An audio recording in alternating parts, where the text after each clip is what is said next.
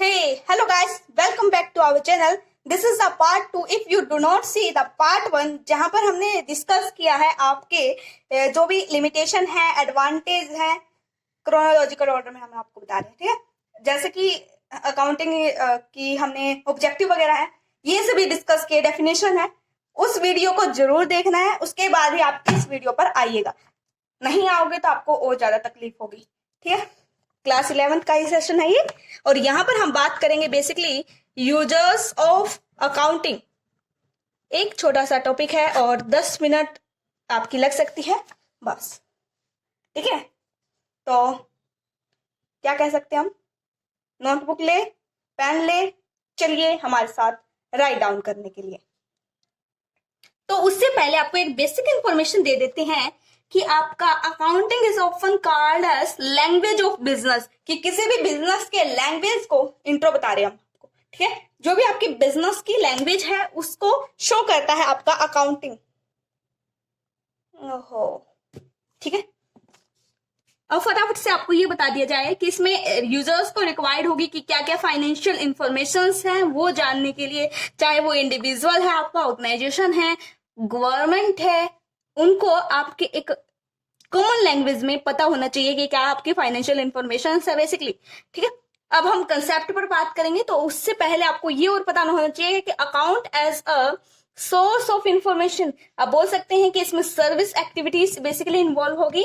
Financial nature की है या नहीं है, ये आपकी प्रायोरिटी होनी चाहिए कि फाइनेंशियल नेचर है या नहीं है। फिर आपको इकोनॉमिक एक्टिविटीज के बारे में इसमें स्टडी आउट करना होगा, ठीक है। जैसे कि आपके आइडेंटिफिकेशन करना ट्रांजैक्शंस का फाइनेंशियल नेचर की हो, और फाइनेंशियल स्टेटमेंट के बेसिस पर, जैसे इनकम एंड, हाँ यहाँ पर इनकम एंड एक्सपेंडिचर अकाउंट नहीं, आप बोल सकते हैं इनकम स्टेटमेंट या बैलेंस शीट, ठीक है। अब हम बात करते हैं फटाफट से, आपका एक टॉपिक है जिसमें हाँ बेसिकली फिगर आउट करोगे। तो पहला है, लिखो, आपका है इंटरनल यूजर।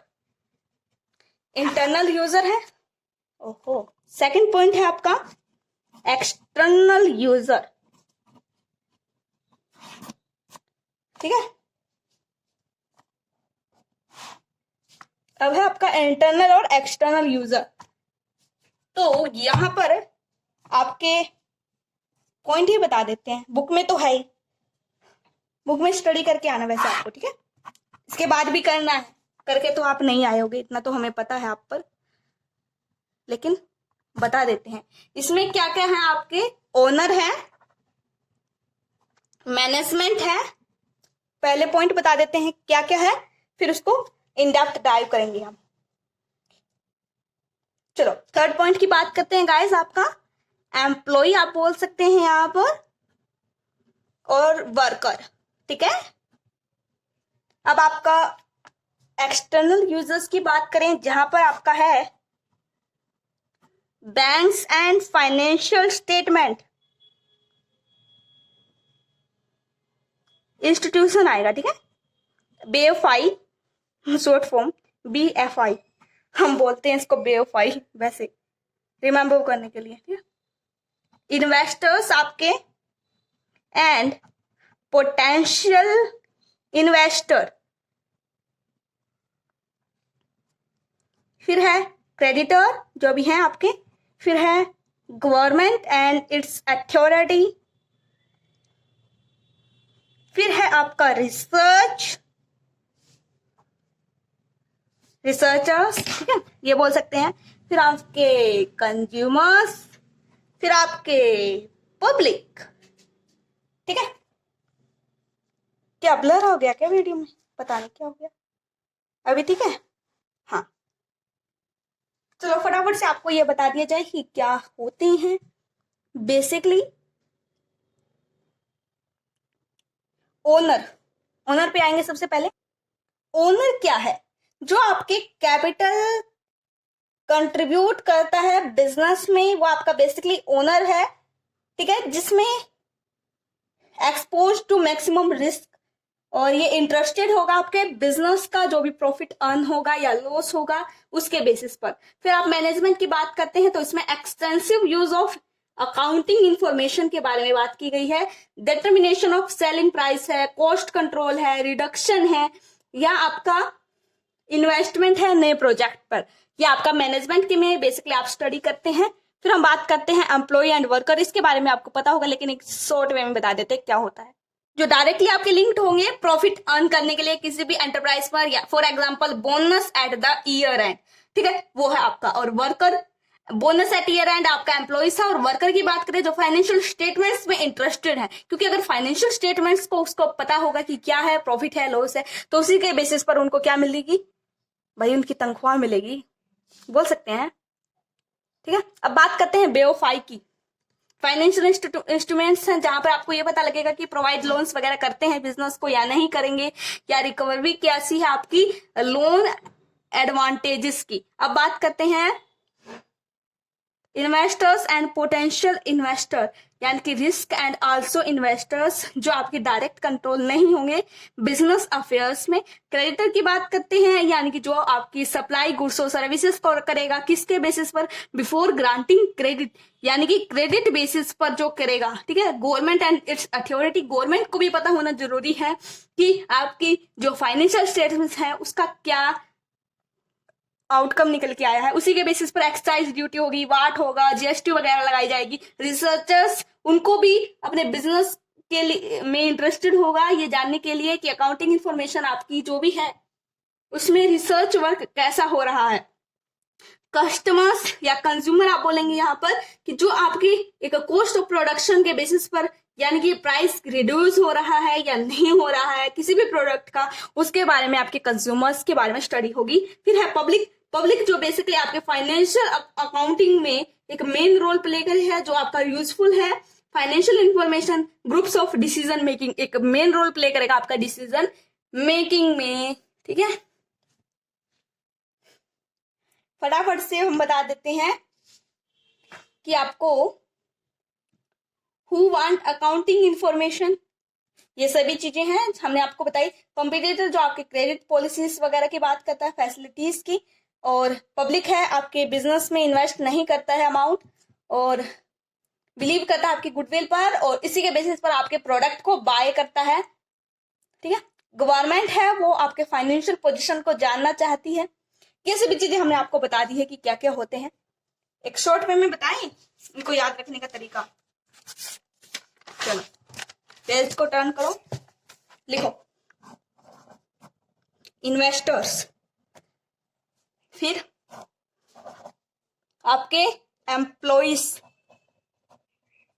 एम्प्लॉयर, ठीक है, एम्प्लॉइज नहीं आएगा यहाँ पर, ठीक है। फिर आपके हैं लैंडर्स, वो दिखता नहीं, चलो।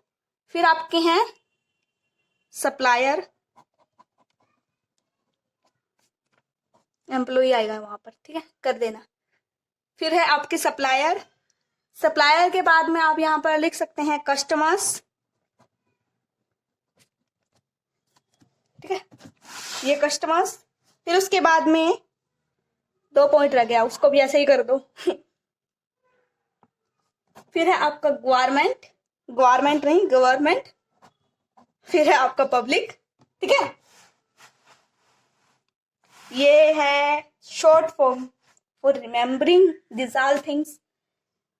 अब गाइस एक छोटा सा टॉपिक देखो, 2 मिनट हो रहेगा ये, है ना।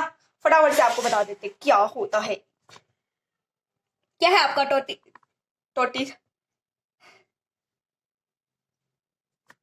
ठीक है।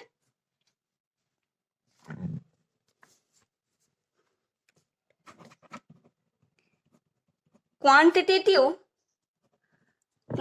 कैरेक्टरिस्टिक्स,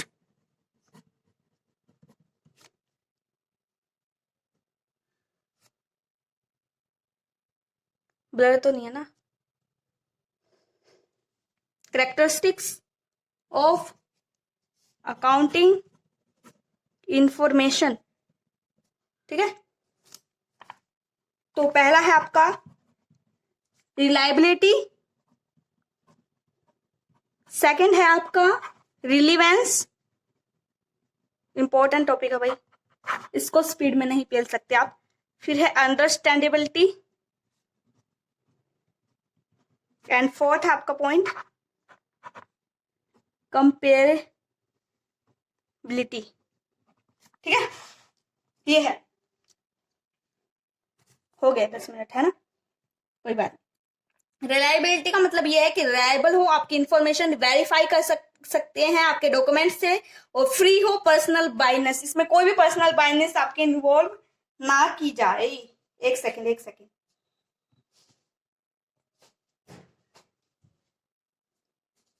ठीक है गाइस, अब हम बात करते हैं आपके इसमें किस किस बेसिस पर डिपेंड है। ये आपका न्यूरलिटी है, प्रूडेंस है, कंप्लीटनेस है, और सब्सटेंस ओवर फॉर्म है, यानी कि गवर्नमेंट वगैरह की बात की गई।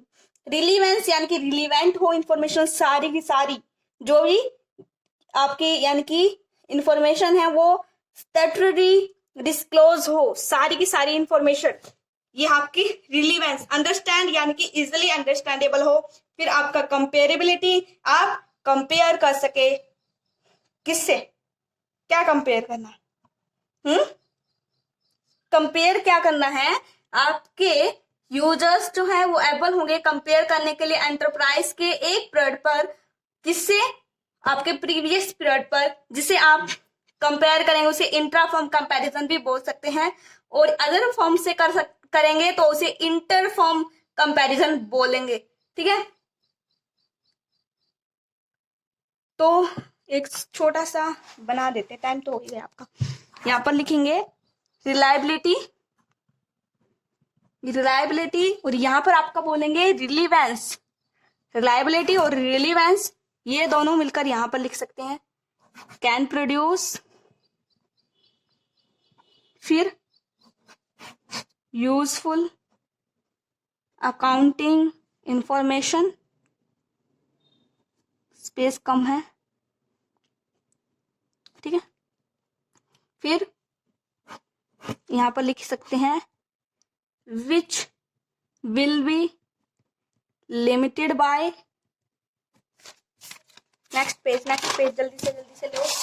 फिर यहाँ पे लिख सकते हैं आप, शो हो रहा है, हाँ, लैक ऑफ। फिर यहां पर लिखेंगे अंडरस्टैंडेबिलिटी, फिर लिखेंगे कंपेबिलिटी, ठीक है। ये है ग्राफ नहीं बोल सकते आप, डायग्राम बोलोगे, अच्छे से समझ में आ गया होगा। रिलायबिलिटी और रिलीवेंस हेल्प करती है कि हम प्रोड्यूस कर सकते हैं प्रोडक्ट्स को किस तरीके से जो भी यूजफुल इंफॉर्मेशन है वो उसको रिकॉर्ड हो सकता है। आप अपने जो भी यानी कि लिमिटेड कर सकते हैं अपने सारे के सारे किसको, रिसोर्सेस को। फिर उसके बाद में हम बात करते हैं लैक ऑफ, कि जो आपकी चीजें हैं वो लैक कर रही हैं उसके बारे में आप स्टडी कर सकते हैं। फिर अंडरस्टैंड होगा, उसके बाद आप कंपेरेबिलिटी हो सकती है। तो गाइस अब आपका एक नेक्स्ट चैप्टर की शुरुआत होगी, और यहीं पर ही ये चैप्टर आपका खत्म होगा। चैप्टर तो नहीं बोल सकते आप, यूनिट बोल सकते हैं, ठीक है। आपको ये जो रिलीवेंस है ये हेल्प करेगा डिसीजन मेकिंग में। अंडरस्टैंडेबल, आप इंफॉर्मेशन को अंडरस्टैंड कर सकते। कंपेरेबल, अगर आप एक फॉर्म से करेंगे यानी कि अपने प्रीवियस ईयर से करेंगे करंट ईयर को, तो उसे क्या बोलेंगे रिपीट करो माइंड में, इंटर फॉर्म कंपैरिजन। अगर आउटसाइड या अनदर बिजनेस फॉर्म से करोगे तो आपको क्या बोलेंगे, इंट्रा फॉर्म कंपैरिजन। और फिर आपका रिलायबिलिटी है, आपको पता ही है क्या होता है, रिलीवेंस का भी बेरा है, यानी कि पता है, ठीक है। तो keep it watching, thank you, bye bye guys. और ऐसे ही शानदार पढ़ते रहे हमारे साथ, चलिए।